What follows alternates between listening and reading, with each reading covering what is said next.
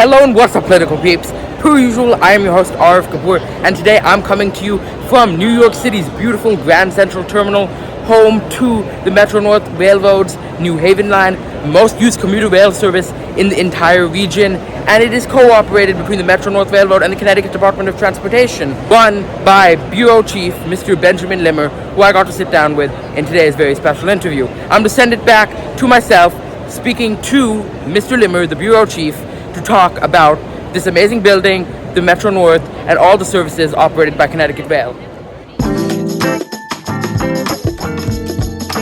Hello and what's up, political peeps? Per usual, I'm your host, Arav Kapoor, and today I'm here with the Bureau Chief of the Public Transportation Bureau at the Connecticut Department of Transportation, Mr. Benjamin Limmer. We're going to talk about public transportation. He runs the entire show here in Connecticut. Mr. Limmer, welcome to the GeoPolitical.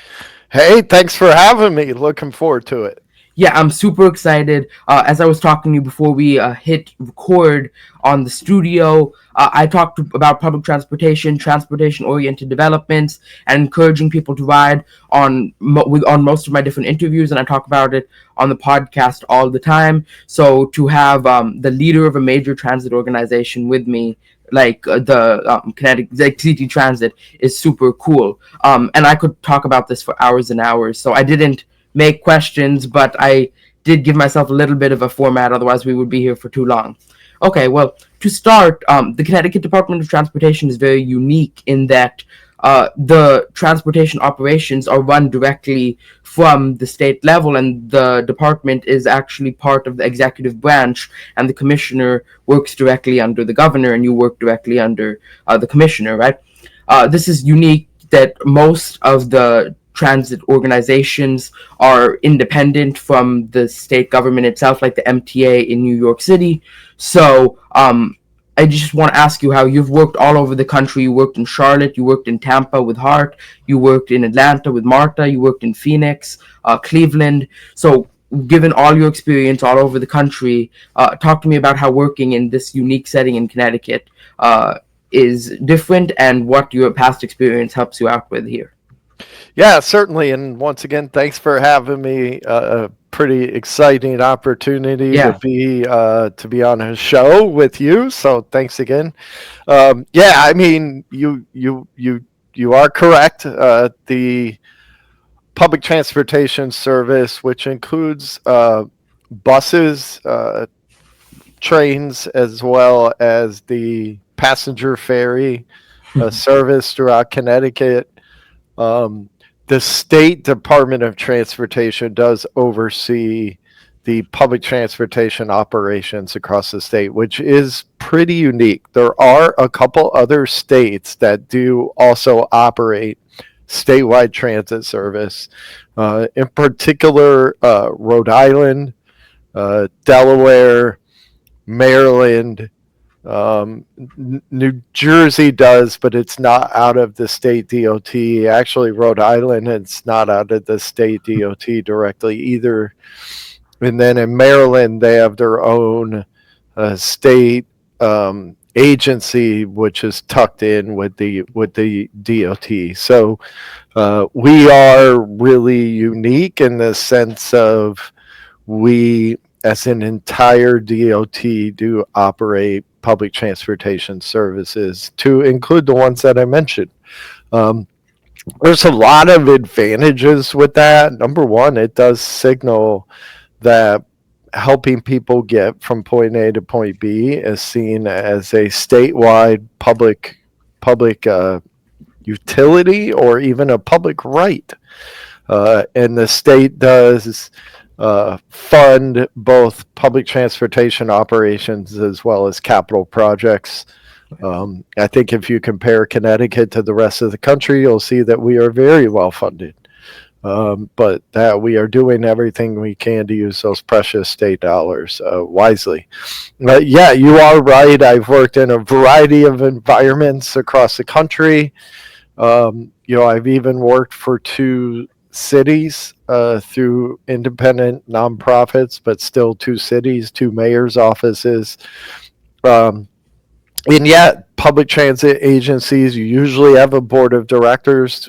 CTDOT does not. Public transit agencies usually have to worry about their own funding, whether it's coming from local cities or counties. But CONDOT does not. We get our money directly from the state legislature as well as the governor.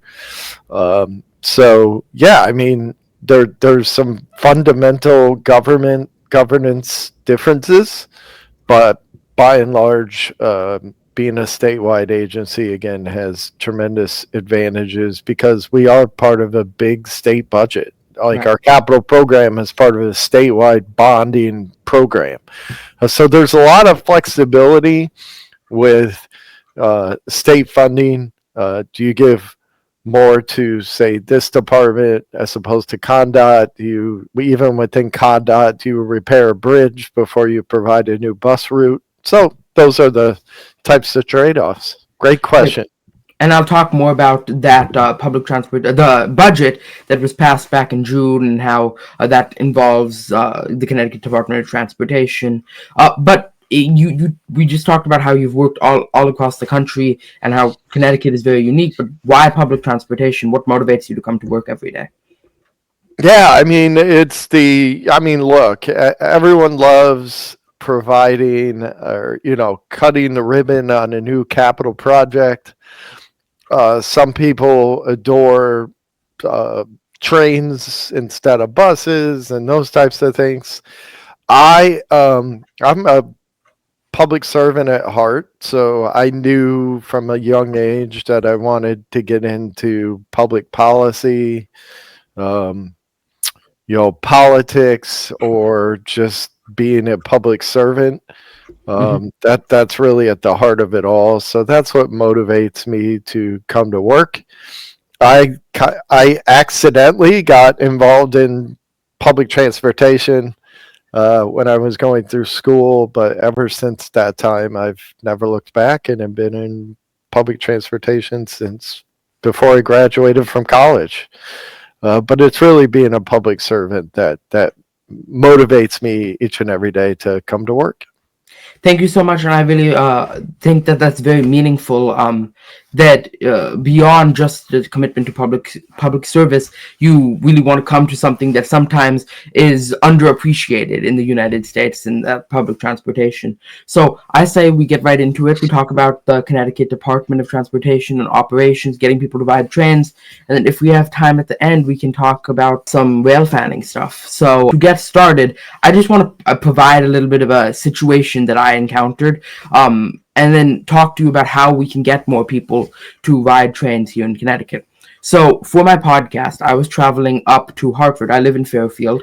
The nearest train station to me on the Metro North is the Fairfield Blackrock station. And when going up to Hartford, I had to record a podcast actually with the Connecticut Business and Industry Association. I had to go with my mom because I'm 14, right? So I would have had to take the train to New Haven, right? And then take the train to Hartford. I, being the annoying public transportation loving son in the situation, was like, Mom, let's take the train to Hartford and let's go to the CBIA using public transportation. On the other hand, she was like, no, let's drive, right? Well, so we ended up driving because she's the boss, right? But I think this comes back to a core issue with public transportation use in the United States. Why are people not inclined to, between Fairfield and the state capital, take public transportation, right? So I would have had to drive to the Metro North Railroad, take a train to New Haven, transfer to a train to Hartford, right? I asked her what were the three reasons, actually yesterday, because I was trying to put together a case study for this interview. What were the three reasons that you didn't wish to take the train up to Hartford, right? And the Metro North line has super fast headways, but compared to that, on the Hartford line, trains don't come as often. So I think headways were a big issue for her. And then, of course, addiction, homelessness, and safety overall can be an issue, especially in a city like Hartford. And then the last mile, she said that she would rather be in the parking garage door to door than have to take that 10-minute walk in downtown Hartford. So I would just like you to maybe address these three issues and how we can get more people to be more inclined to take public transportation for issues like this. Absolutely. Sorry for being long-winded. No, absolutely can provide some my 2 cents, I suppose. I mean, first and foremost, from your particular situation and story that you told, I mean, the big role of public transportation is to provide people an option, and in some cases, provide people another choice of how to get from point A to point B. Right. Now, some folks who do utilize our bus and rail service do not, have more limited options available than, say, you do. But nonetheless, the choice is there, and we use our state funding as well as we can to provide the most service to the locations that people are really trying to go to. Right. The one thing I would say is about the what motivates people to choose one option or over another option Mm-hmm. can really come down to, is the service providing the best experience for me as a customer as it possibly can. Right. And I do believe that over the years that public transportation agencies have not always gotten this right. To focus on the customers before you focused on maybe the nuts and bolts of operating a transit system that, Right. that customers might care less about. So the big thing I need to do is hear directly from my customers on what they really want out of their public transportation system. So we here at ConDOT use the customer experience and enhancing that experience. That is really I call it our North Star. It's our big motivation to do what we do each and every day on the transit team at the ConDOT. And so you mentioned number one is headways. Right. I would call that just providing enough service that people can rely on. So Right. service is a huge part of the customer experience. The second one is, do I feel safe and secure? And so we have also, as part of our customer experience planning efforts, we have forged strong partnerships with local and state law enforcement, other state agencies, as well as being able to demonstrate and show that our system is safe and secure. And that includes both bus and rail. Right. And then three, another huge piece of our customer experience plans are to ensure that all customers are able to complete their trip. So, am I getting to the absolute final destination that I am trying to get to using the bus or train? Because trains are on fixed tracks. So, in your particular case, you had to go from Hartford Union Station to the office, probably. Yeah. And that is what they call the last mile. Mm-hmm. So we are also partnering with our bus, with our branded bus service called CT Transit. And we do have options available in downtown Hartford. I think you're probably familiar with the Dash service.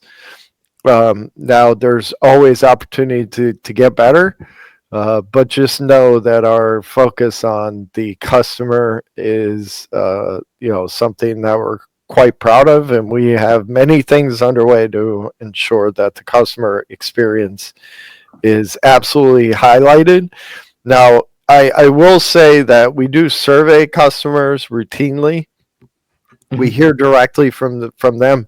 If we use that information to make changes to the services that we provide, we're confident if we keep doing that and we do it proactively, that we will continue to see our ridership not only sustain at the levels they are at today, but continue to grow over time. Right, I think that's really important just to show that we can, really maintain these public transportation lines. Just to go back to what we were talking about, this is the morning schedule. I flashed it on screen for the Yeah. Hartford line, right? So we're seeing trains every 1 hour to every 90 minutes. So just to specifically go on this is from New Haven to Hartford, two of the biggest cities in the state, one of them being the state capital. What specifically are you working with to get more trains involved?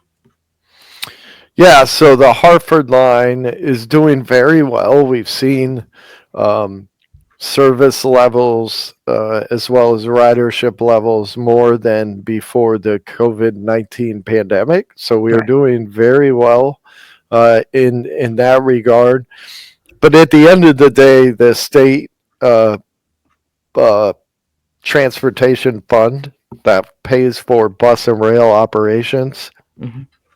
it is appropriated by the state, and there are, of course, in uh, government, there are limited resources.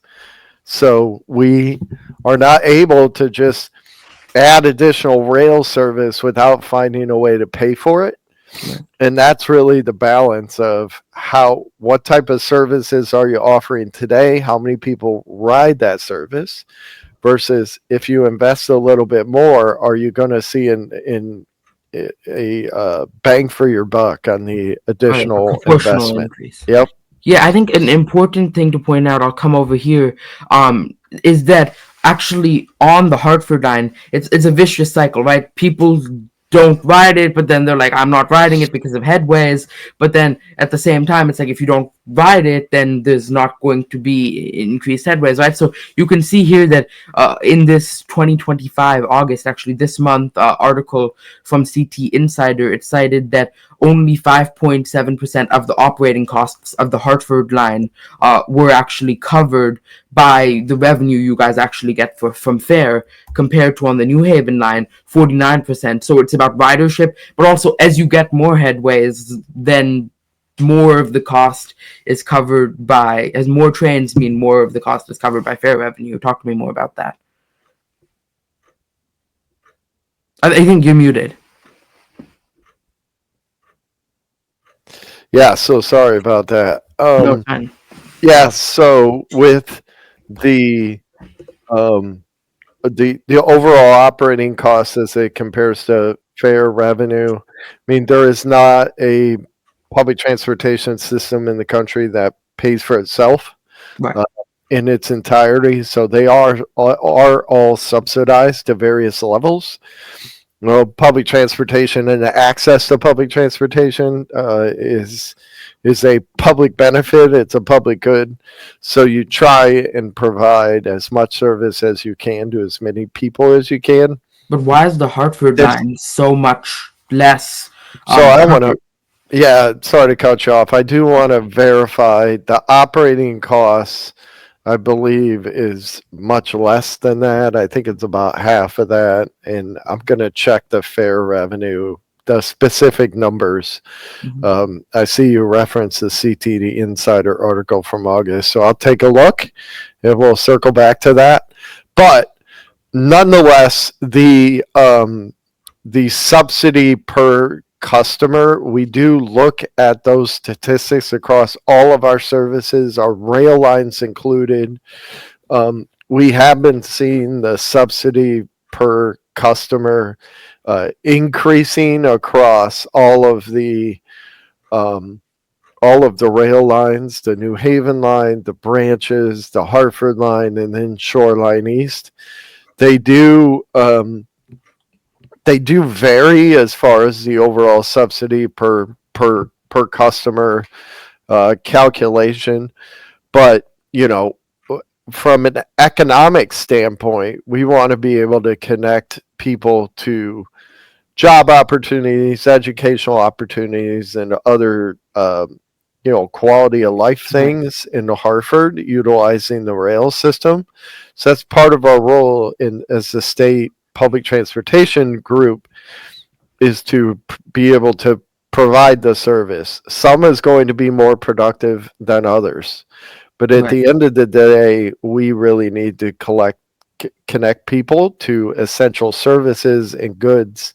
And that's how we have really built out the transit system for both bus and rail throughout the state. And right, ultimately, it's a public service, and it's the responsibility to provide it regardless, right? What I found really interesting, I want to dive into this with you a little bit, is that the demographic of people that are riding all the different lines that you have set up, and I'm really curious to talk to you about your position on this. But I've never been on the Hartford line or the Shoreline East. I ride the Metro North New Haven line to New York City whenever I go down to the city. But what do you? I understand that New York City Metro North line that you operate with Justin Bonashek and his team down at the MTA, that it's a lot of commuters. It's a lot of more affluent people from the Fairfield County area who may be visiting New York City or visiting Stamford, or whatnot in that nature. But talk to me about the demographics you see riding the Shoreline East and Hartford line. So I mean, I don't have the specific demographics in front of me, but what I will tell you is this, is that, and this is true in Connecticut, and this is true across the country, that what drives strong but in consistent and high ridership levels, but also ridership levels that are going to stand the test of time. The key ingredient to those services, this is true if it's bus or rail, is that you operate frequent service that connects people to everyday activities. It's usually work, number one. Number two is services like going to the doctor or things like that, or shopping. And number three can be school. And the areas that are most successful are those that provide an essential service to those who have limited options. Right. So they might have one car in their house versus three. And so with that said, if you look at the statistics, that the areas that serve communities that might be more reliant on having an additional transportation options are performing very well. The two in the state of Connecticut, the two rail lines that are performing better today than they were before the COVID-19 pandemic, are the Hartford line, as well as the Waterbury line. Oh, wow. So those two, and what those two have in common, is they are providing access from residential areas or from communities that may live in one town but work in another town, and the town that they work in, they can't necessarily afford to live in that same town. So those factors are really what drives strong, sustained ridership. I think a lot of times people maybe have a misconception of what drives public transportation ridership at a sustainable level. Right. And that is providing an option to somebody who has a choice. Maybe they do have a car, that's all their own. They don't have to share it. But that's not what's going to be the key to success. The key to success is to provide a reliable option to those who don't have many options available. Right. It's something that people can either use electively, or you want to be there for people who have to use these transit options. Now, I want to talk about, I mentioned this. This line has your highest ridership, the main Metro North line that you operate, like I was mentioning, with the New York City team. The New Haven line is the most used Metro North line, and the most used train line that you guys operate here at the Connecticut Department of Transportation. It runs from Grand Central Terminal, beautiful station in New York City, through Westchester County, and then ends at New Haven Union Station. How do you share the operating, responsibilities and tasks with the team down in Manhattan?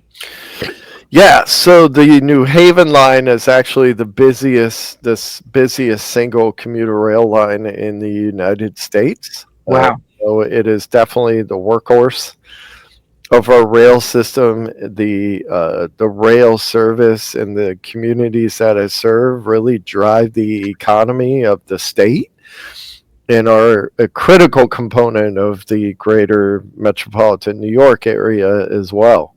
Um, we do have an operating partnership with the Metropolitan Transportation Authority, their Metro North service, as you pointed out.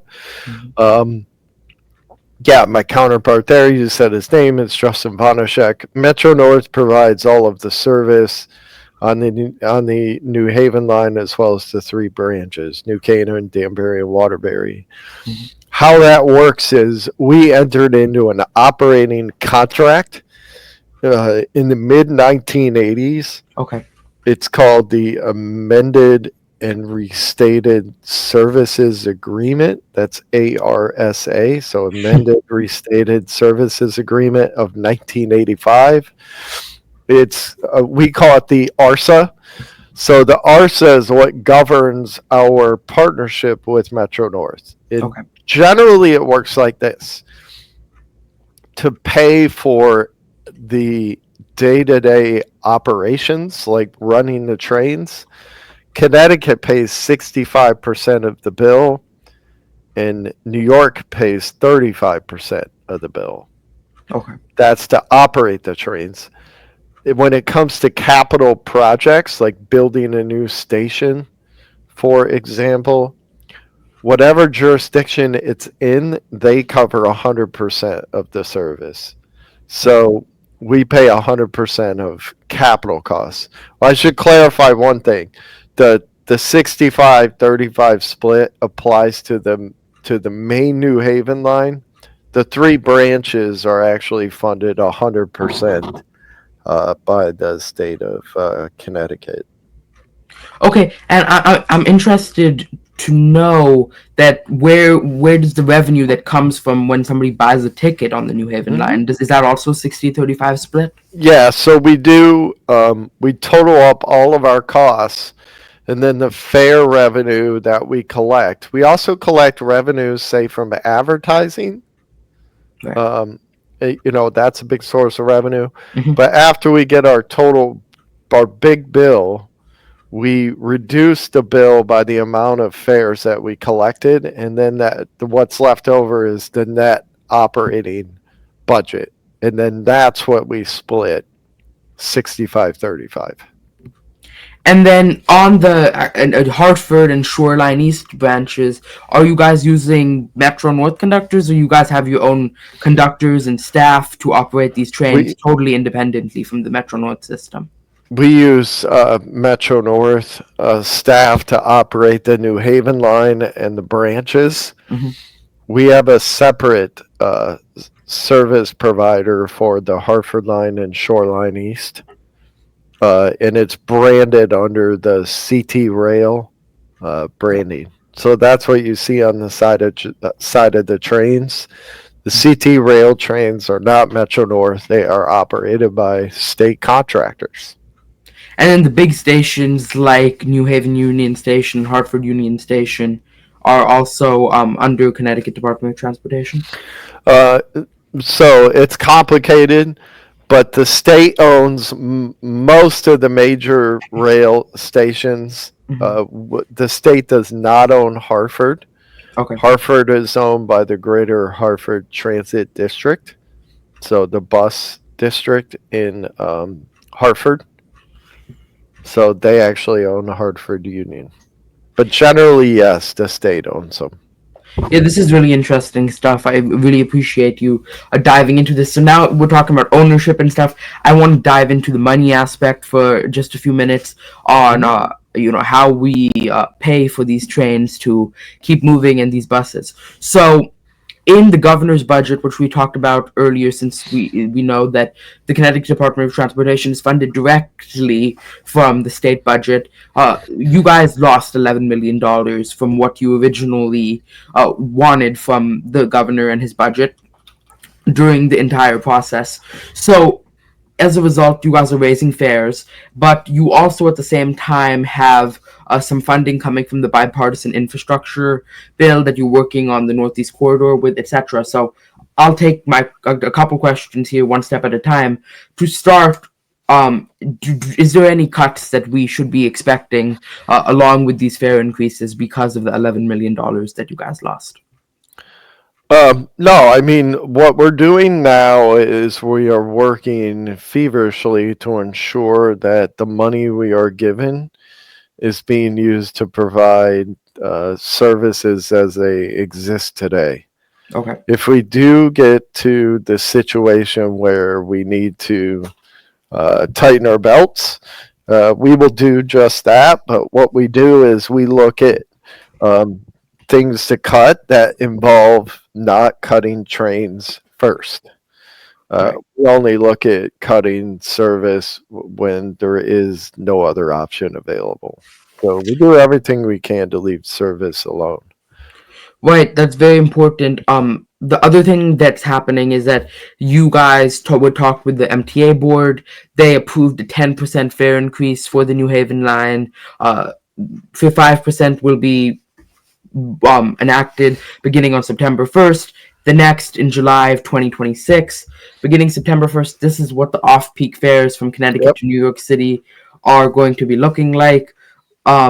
It's getting expensive, right? Where at what point, since budgets will be tight, right, in the coming years, so we may lose money. At what point do we say we can't keep increasing fares and then we have to pull elsewhere? Yeah, it's certainly a delicate balance between, establishing a price where you where it can contribute to supporting day-to-day operations. Mm-hmm.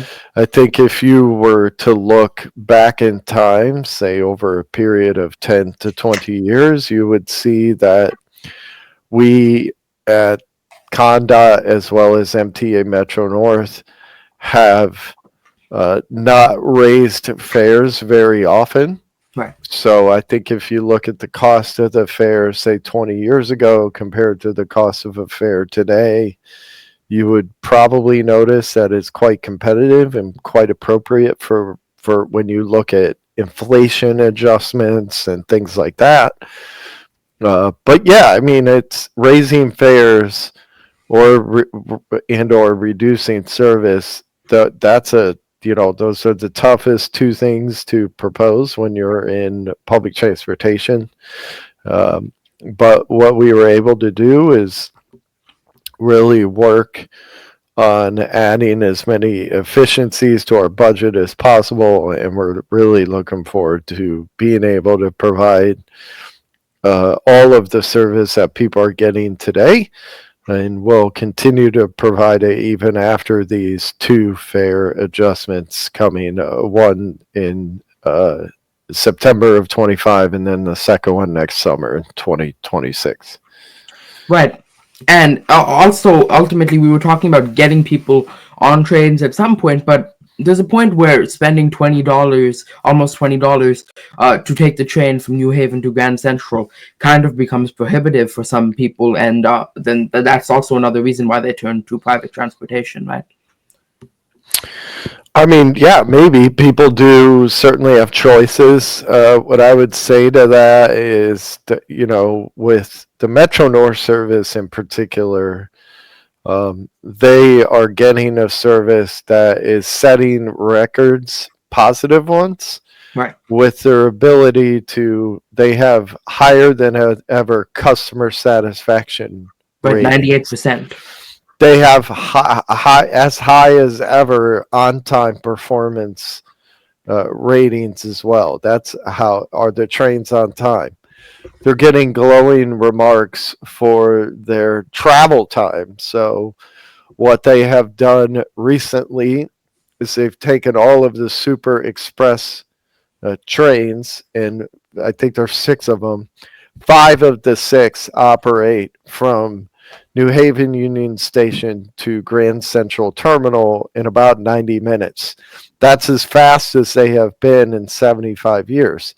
That's what people are getting with with the higher costs is they're getting a service that's extremely reliable. It's safe, it's clean, and it's quick. Right. I'm a frequent rider of the Metro North, and I love it. The public transportation experience is so great. That's one of the reasons why I'm with you here today. Now, on top of this, correct me if I'm wrong, but you guys at the Connecticut Department of Transportation own the part of the Northeast Corridor that operates between Greenwich and New Haven, right?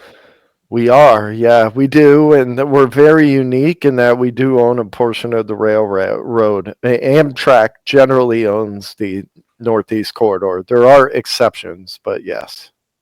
So I think that's really cool, but it also leaves a major responsibility on you guys, right? So you've It does. gotten, I believe it was over $200 million from the bipartisan infrastructure law that was passed under President Biden a few years back. And I think you guys are accessing around $25 million this year alone, putting that towards projects, including working on the infrastructure on the Northeast Corridor. Can you talk to me about a couple of the projects on the horizon, improving your section of this important corridor? Yeah, so great question. I mean, the bipartisan infrastructure law does include some funding to support capital projects. So it does not go to pay for running the trains and buses every day. Okay. A couple of the projects that are exciting, of course, we have four. There's really five total, but one is owned by Amtrak. There's four big bridges in Connecticut: Coscob, Saugatuck, the Walk Bridge, as well as the Devon Bridge. These are railroad bridges. They're all about 100+ years old. They are all up to be replaced. So one of the things we have now going on is that the fifth one is the Connecticut River Bridge. That one is owned by Amtrak. Okay. The Connecticut River Bridge and the Walk Bridge are under construction. The Devon Bridge is funded, but it's in design. Those three bridges alone are supported with about $2 billion of federal infrastructure money. Okay. So we're very much looking forward to replacing those. We're also building a new station and relocating another one on the Hartford line. That the new station is in Enfield. The relocated station is in Windsor Locks. We're also adding a second track to the Hartford line to speed up the trains and increase the number of trains that we can run on the Hartford line. We are renovating stations in Stamford as well as New Haven, amongst other areas. So we are certainly putting this money to good use and absolutely looking forward to delivering as many projects as we possibly can. Yeah, and on these bridges, beyond the safety element, what other advantages do they give to riders? Is there anything that relates to the actual ride time? Will these capital projects improve ride time? Great question. They are being designed in a way where the operating speeds can be maximized over the bridges. So they are getting a smoother, quieter ride, but they are also getting a faster ride as well. Yeah, and then that's another thing that can really encourage people to ride on public transportation. Now, I do want to take a look at a few more of the projects that you guys are working on. You guys have CT Fast Track. It was super successful in Hartford. I was up in West Hartford to actually grab lunch after that meeting I talked to you about before, and I was right by the CT Fast Track station. Didn't get to ride it, but I got to saw it, and it's got to see it. It's really cool. It looks almost like a train station, and you guys are bringing a concept like that to New Haven with construction set to start next year. Actually, talk to me more about that. Yeah, so thanks for visiting the Fast Track. I mean, it is one of the, I think it's ranked number one in the United States for quality of service and the amount of customer amenities that exist on the bus rapid transit route. So we're very proud of that system. Just turned 10 years old. Ridership is strong, and the communities along the fast track have seen economic investment as a result of the fast track service, as well as the supporting infrastructure. So we are using that the success of the fast track really as a launch pad to explore additional bus rapid transit options throughout the state. The next one that we are looking at, it's called Move New Haven. It's a street running, whereas the fast track operates on its own abandoned railroad right away. Right. Yeah. The Move New Haven bus rapid transit project will operate along city streets within Okay. the city of New Haven and connect all the activity centers in and around New Haven.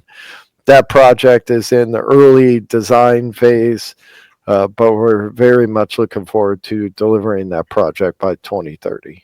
So with that New Haven portion, are we going to have those kind of like station setups like we have on the CT Fast Track and bus There would lanes? be high, yeah, there'd be preferential treatment. So we would upgrade the traffic signals. We would, in some locations, have the bus have its own lane. There would be high quality bus stations as well to support that service. So exciting. Stay tuned. Yeah, really exciting stuff, and I'll definitely be there to ride that when that opens in a few years. Is there one thing as we wrap up here that you think is not talked about in the news or all over the internet or social media that you guys are working on that you really think should be highlighted in terms of a project or some accomplishment that you guys have? Yeah, I think in general, I mean, we serve nearly 70 million people a Right. year. We are one of the largest public transportation providers in the country. A lot of people don't think of Connecticut that way, but we do serve, the millions of people. But many people assume most of our riders are on the rail system, when in actuality, our bus system carries more people than the rail system. Our bus system's a workhorse, and we are aggressively working on investing to support the bus service that is so heavily utilized. So we're starting right now. We are installing new bus shelters and other amenities for people to wait for the bus to come. Mhm. We're working on we piloted the tap and pay where you can use your phone or a debit card to pay Yeah. for the bus fare. We're looking at simplifying how much it costs to take the bus.